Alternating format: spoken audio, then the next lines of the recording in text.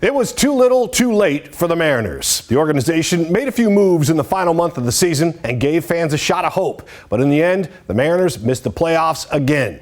Jerry Dipoto replaced the manager, the hitting coach, and a few players. But what he couldn't replace was the pessimism from fans who know this organization all too well. Their team has made the playoffs once in the last 23 years and remains the only team to never play in a World Series. Fans may be quick to rail on Mariners ownership for another failed season. Not interested. I'm not going to stand here and bash John Stanton and his gang. Sure, he deserves some of the blame, and he'll be the first to tell you. So does Jerry Dipoto, Justin Hollander, Scott Servais, and a whole lot of players. You can't win without talent. Mariners legendary manager Lou Piniella led the M's to 116 wins back in 2001. That still stands as the major league record for wins in a season. Lou never stood in front of the media and took credit for the success of his teams. His company line, a manager is only as good as his players. I'm paraphrasing, but the bottom line was simple.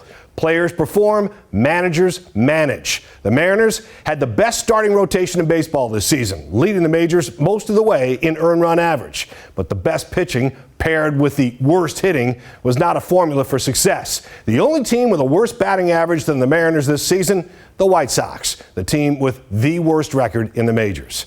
How does a team that led its division by 10 games over the summer take an absolute dump?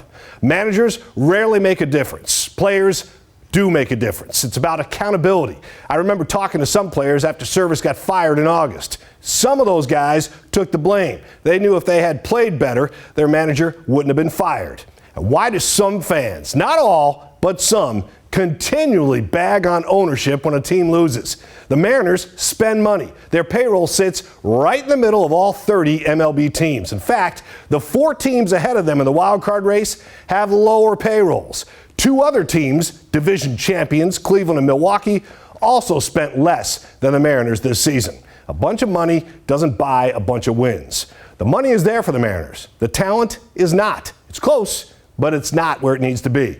Let's wrap it up with some positivity. Dipoto deserves credit for bringing in Victor Robles, Randy Arozarena, and Justin Turner. They gave the offense a much-needed jolt and gave the clubhouse a little fire. Since September 3rd, with Dan Wilson as manager and Edgar as hitting coach, the M's had a record of 13-7 going into their final series of the season. And it may be hard to believe, but the Mariners had the best offense in the American League in September. At least that's something to build on going into next season.